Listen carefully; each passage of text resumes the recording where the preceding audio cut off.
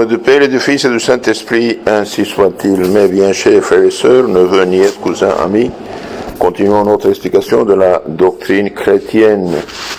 Notre guide principal, c'est le catéchisme des diocèses de Belgique, mais nous l'amplifions au moyen du grand catéchisme populaire catholique du Père François Spirago. Dans les causeries antérieures, nous avons parlé du péché, nous avons parlé de la mort, du ciel, de l'enfer. Aujourd'hui, nous allons parler du purgatoire. Purgatoire, lieu de purification. Qu'est-ce qui se passe avec la personne qui laisse ce monde? Au moment de la mort, l'âme se sépare du corps. L'âme se sépare du corps et passe au jugement de Dieu. Si en ce moment de la séparation, l'âme se trouve en état de grâce, c'est-à-dire de sainteté, purifiée, pardonnée, repentie, réconciliée avec Dieu, se sauve. Si au moment de la séparation de l'âme avec le corps, l'âme se trouve séparée de Dieu par un seul péché mortel, mais c'est comme si il avait reçu une balle dans son cœur, et bien malheureusement elle tombe du côté mauvais, elle tombe séparée de Dieu, donc voit sa vie telle qu'elle est et se précipite dans l'enfer. Ceux qui tombent dans l'enfer, c'est pour toujours. C'est toujours l'arbre reste du côté où il est tombé. Si on tombe du côté de l'enfer, ben on tombe dans l'enfer. Si on tombe du côté du ciel, eh bien on ira au ciel. Alors ceux qui se sauvent, ceux qui laissent ce monde en état de grâce, de sainteté, certains vont tout droit au ciel, au bonheur éternel, du paradis, sont les enfants innocents baptisés et les pénitents. Les autres qui ont péché mais qui se sont réconciliés avec Dieu, eh bien Dieu dans sa miséricorde leur donne la possibilité de se purifier, de payer la dette temporelle qu'ils ont avec la justice divine dans un lieu qu'on appelle purgatoire et avant de monter au ciel. Donc dans la causerie d'aujourd'hui, nous allons aujourd'hui les jours suivants, on va parler du purgatoire, lieu de purification. Le purgatoire est un lieu où souffrent temporairement les âmes des hommes morts sans péché grave. Ils sont morts en état de grâce, mais dont les péchés ne sont pas encore entièrement expiés.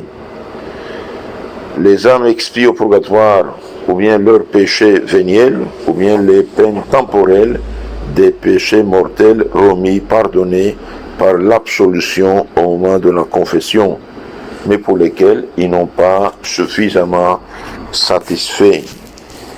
Les souffrances des âmes purgatoires consistent dans la privation de la vue de Dieu et dans de grandes douleurs. La rigueur et la durée des peines de purgatoire sont en raison de la gravité des péchés. L'existence du purgatoire est démontrée par l'enseignement de Jésus-Christ, surtout par l'usage de la doctrine de l'Église infaillible. Il est remarquable du reste, et presque tous les peuples de l'univers croient en l'existence du purgatoire. La raison elle-même nous indique qu'il doit y en avoir un. Les fidèles vivants peuvent secourir les âmes du purgatoire par le saint sacrifice de la messe, par les bonnes œuvres, le jeûne, l'aumône, la prière, la réception des sacrements et les indulgences. Les parents des défunts sont plus strictement obligés de les soulager. La prière pour les défunts est une œuvre de miséricorde et nous procure à nous-mêmes la bénédiction de Dieu et la rémission de nos péchés par le fait de faire un acte de charité avec les défunts. Ce que je viens de dire, c'est comme les titres des principaux paragraphes que nous allons analyser maintenant. Donc le purgatoire est un lieu où souffrent temporairement pour un temps les âmes des morts sans péché grave, mais dont les péchés ne sont pas encore entièrement satisfaits. Judas Maccabée, par exemple, croyait que les âmes des guerriers morts qui avaient des idoles sur eux seraient obligés de souffrir. C'est pourquoi il fit offrir pour eux des sacrifices au temple de Jérusalem. Deuxième livre des Maccabées, chapitre 2, 42-46. Donc Judas a fait une collecte de 12 000 drachmes. Il a envoyé l'argent à Jérusalem pour acheter des brebis, des agneaux, et les offrir en sacrifice pour le soulagement des défunts. Beaucoup d'hommes sont, au moment de leur mort, dans l'état du blé récemment fauché ou de l'or nouvellement extrait de la mine. Avant de mettre le blé en grange, on le laisse exposer aux rayons brûlants du soleil. Avant de travailler l'or, on le purifie au feu. Ainsi, les souillures de l'âme, séparées du corps, doivent disparaître par le feu, dit saint Grégoire de Nazianze au IVe siècle.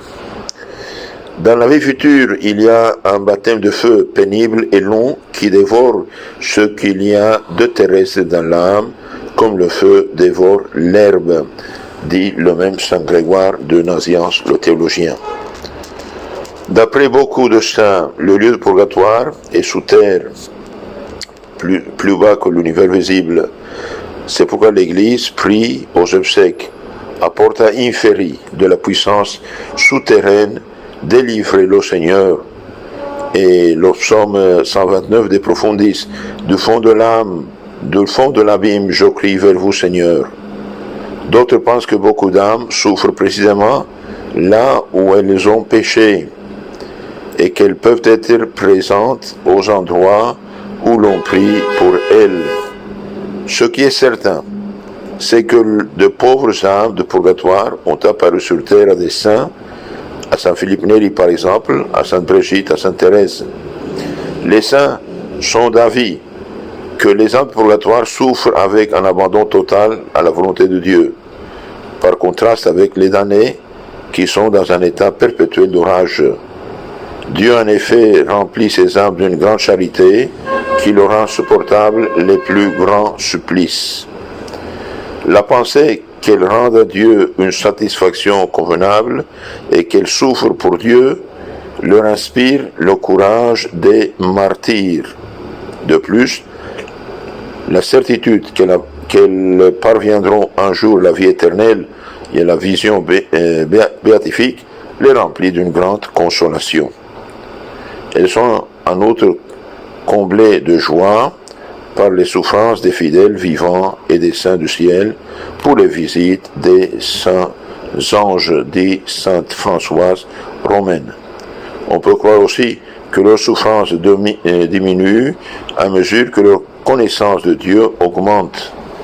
La vie des saints, par exemple, de Sainte Perpétue, nous apprend en effet que dans des apparitions successives des pauvres âmes, celle-ci augmente chaque fois en beauté. Donc l'âme qui a péché, qui s'est repentie, qui s'est réconciliée avec Dieu, eh bien elle se sauve aussi, mais elle doit expier la peine temporelle de son péché. Alors, à quoi sert alors la confession? Bien, la confession sert à fermer définitivement la porte de l'enfer devant l'âme devant l'âme repentie.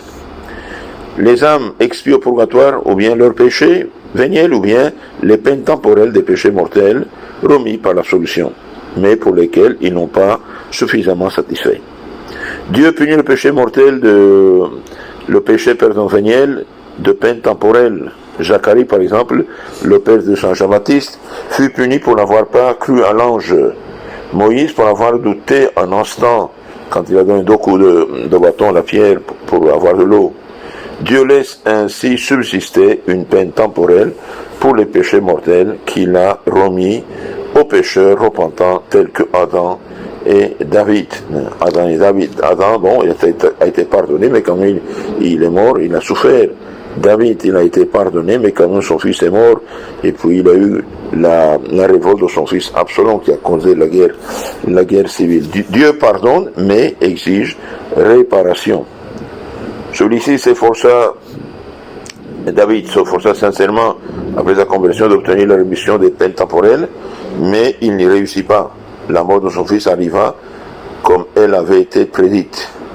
Quiconque n'a pas complètement expié ses péchés est obligé de le faire dans le séjour de la purification, dit le Concile de Trente. Les tribunaux condamnent quelquefois à une amende, éventuellement en cas de non-paiement à la prison. Dieu fait de même. Amende, si le pécheur ne satisfait pas à sa justice ici-bas, il le fera nécessairement dans la prison du purgatoire. Ne vous contentez donc jamais de la pénitence imposée en confession, mais imposez-vous volontairement d'autres pénitences, d'autres œuvres satisfactoires.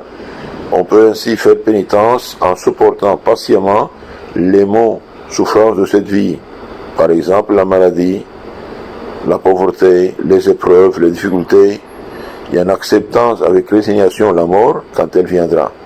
Surtout, ne regardez pas le péché véniel comme une chose légère, car il faudra l'expier durement dans le purgatoire. En effet, Jésus dit, pour une parole oiseuse, donneront compte à Dieu. En quoi consistent les souffrances du purgatoire? Eh bien, la souffrance du purgatoire consiste dans la privation de la vue de Dieu, source de tout bien, de toute joie et de grande douleur.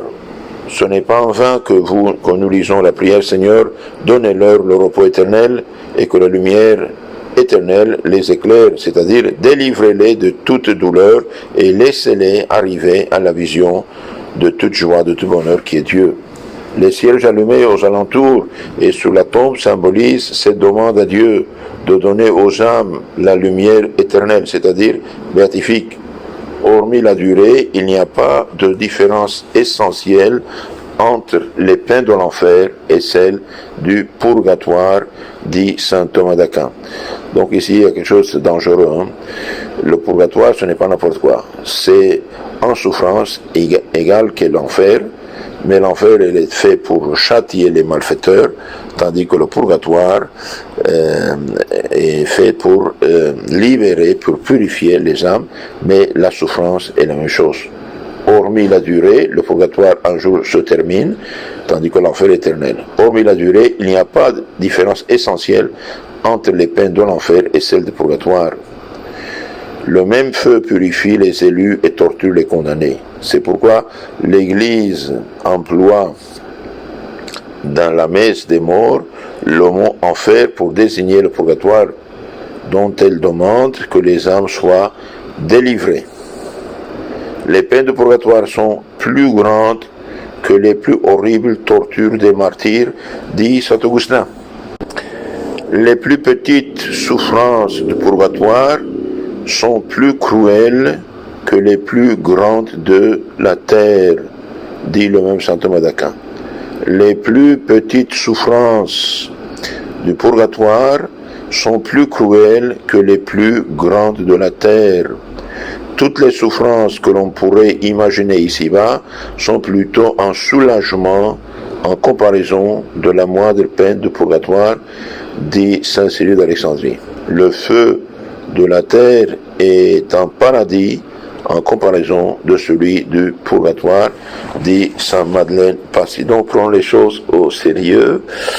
Pour une parole oiseuse, vous donnerez compte, dit le Seigneur. Eh bien, pour tout péché, malheureusement, tout péché, eh bien, nous fait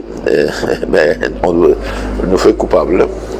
Tout péché. Donc, il faut expier ce péché par la prière, les sacrements, l'aumône, la communion, la confession, le repentir, les pénitences, les jeûnes, les aumônes, tout ce que nous pouvons faire, faisons-le pour que nous n'allions pas passer des années et des années dans les souffrances terribles du purgatoire.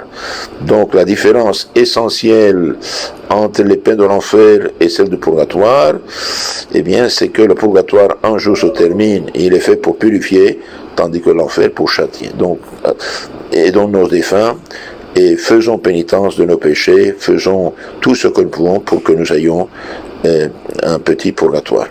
Ayez la charité d'envoyer ces causeries à vos contacts, s'il vous plaît. Merci beaucoup.